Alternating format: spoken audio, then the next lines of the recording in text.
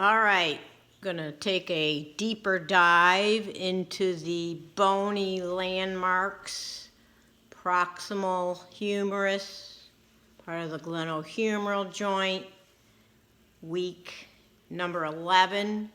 You're gonna wanna look at the landmarks from last week's lab. Many of them are the same, so I'm gonna just cover the newer landmarks, okay? So just looking at the humerus, obviously this is the head, the shaft, and unable to palpate on each other, but certainly on the skeleton.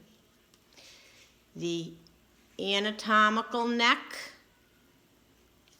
the surgical neck. So this area right around, wraps around, that would be the surgical neck.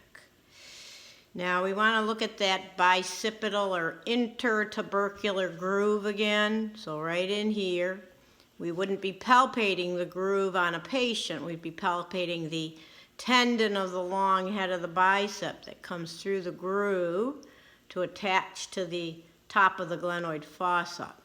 The walls, the two walls, okay, you have the lesser tubercle or tuberosity, and then the greater, and do understand the greater goes all the way around to the posterior, the very large, okay? So groove, lesser, greater, that goes all the way around. There's a lot of muscles that attach to the greater tuberosity or tubercle. And then the ridges or lip, you know, here's the surgical neck, so the groove continues to extend down. So this would be the medial lip of the bicipital groove or medial ridge. This would be the lateral lip or ridge of the bicipital groove. So up here are the tuberosities. Just above the tuberosities is that anatomical neck. Just below the tuberosities is the surgical neck, lesser tuberosity, greater tuberosity that wraps all the way around, and then the lateral lip and the medial lip. Now one other tuberosity. I'm going to back up the skeleton. Okay, if we feel along the lateral shaft, excuse me, the lateral shaft, this is the deltoid tuberosity. It is going to be the attachment for the deltoid. All three portions of the deltoid attached to the deltoid tuberosity. Turning around, and just for the sake of the video, this is the infraspinous fossa, the supraspinous fossa.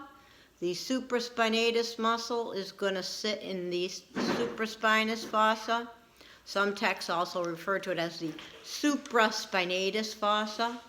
The infraspinous fossa, also referred to as the infraspinatus fossa because of its contents here. Here's the lateral or axillary border of the scapula, and the teres minor is going to join the infraspinatus.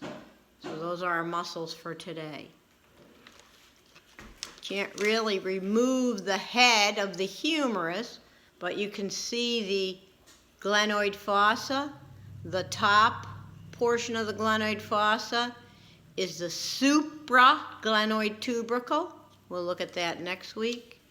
And then if we look at the inferior part of the fossa, that's going to be the infraglenoid tubercle.